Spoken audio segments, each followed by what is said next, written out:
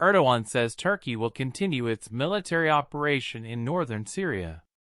Turkish President Recep Tayyip Erdogan says Turkey will resume its military operation in Syria's Afrin and Manbij regions to breach YPG-controlled areas and secure its borders against terror groups.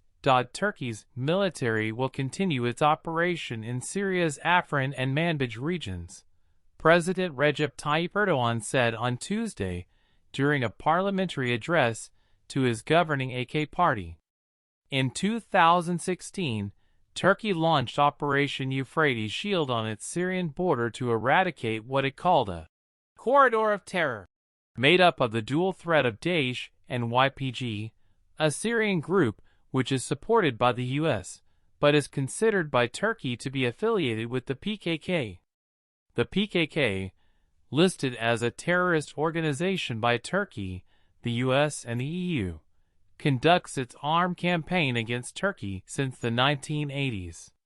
Since then, it has been responsible for the deaths of more than 40,000 of lives, including a number of women and children. Now, it is the time to completely destroy the plan of the separatist terror group to establish a terror corridor in Syria.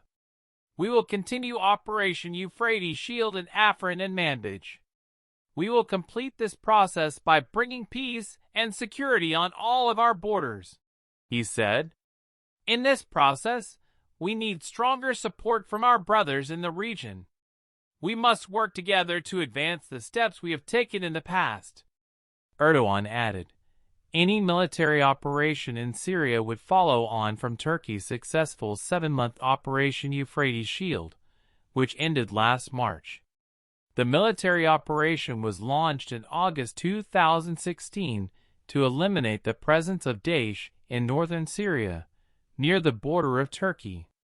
Turkey sent ground troops, tanks and warplanes to support Free Syrian Army, FSA, rebels, push Daesh away from its border, and stop the advance of YPG.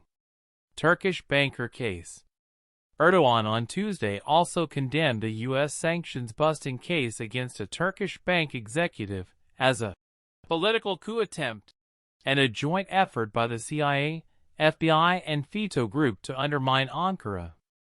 A U.S. jury last week in New York found the executive of Turkey's public bank, Halkbank, Mehmet Hakan Atilla, guilty on 5 counts related to conspiracy and bank fraud, but acquitted him of a money laundering charge. The verdict by a panel of 6 men and 6 women on Atilla, the 47-year-old former deputy CEO of the bank, came after more than 3 weeks of testimony and 4 days of deliberation.